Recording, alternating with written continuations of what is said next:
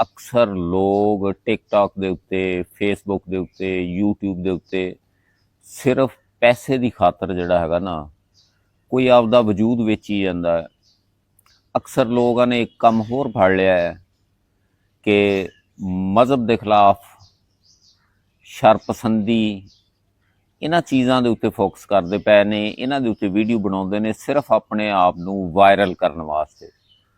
ਯਾਰ ਰੱਬ ਦੀ ਏਡੀ ਸੋਹਣੀ ਕਾਇਨਾਤ ਬਣਾਈ ਹੋਈ, ਏਡੇ ਸੋਹਣਾ ਮਜ਼ਹਬ ਬਣਾਇਆ ਹੋਇਆ।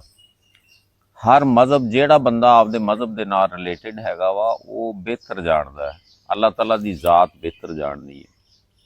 ਅਸੀਂ ਬੀਇੰਗ ਮੁਸਲਮਾਨ, ਕਮ ਅਜ਼ ਕਮ ਸਾਨੂੰ ਇਹ ਚਾਹੀਦਾ ਕਿ ਅਸੀਂ ਮਜ਼ਾਕ ਤਾਂ ਨਾ ਕਿਸੇ ਦਾ ਉਡਾਈਏ।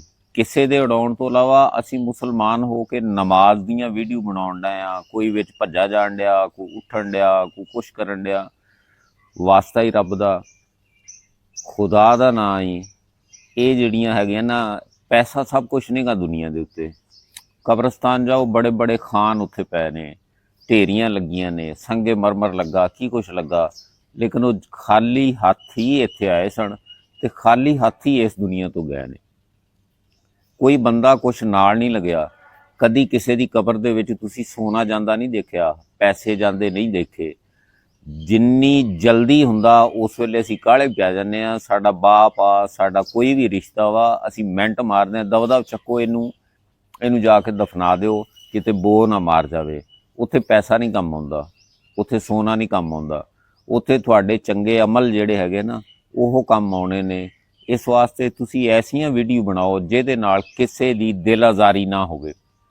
ਬਹੁਤ ਸਾਰੇ ਟਿਕਟਾਕਰ ਐਸੇ ਨੇ ਕਿ ਜਿਹੜੇ ਦੂਸਰਿਆਂ ਨੂੰ ਹਿੱਟ ਕਰਦੇ ਨੇ ਸਿਰਫ ਇਸ ਮਕਸਦ ਵਾਸਤੇ ਕਿ ਮੇਰੇ ਚਾਰ ਆਨੇ ਵੱਲ ਬਣਨਗੇ ਜਾਂ ਮੈਨੂੰ ਲੋਕ ਜ਼ਿਆਦਾ ਦੇਖਣਗੇ। ਇਹ ਸਾਰਾ ਕੁਝ ਜਿਹੜਾ ਹੈਗਾ ਨਾ, ਦਾਇਰਾ ਇਖਲਾਕ ਤੋਂ ਬਾਹਰ ਆ।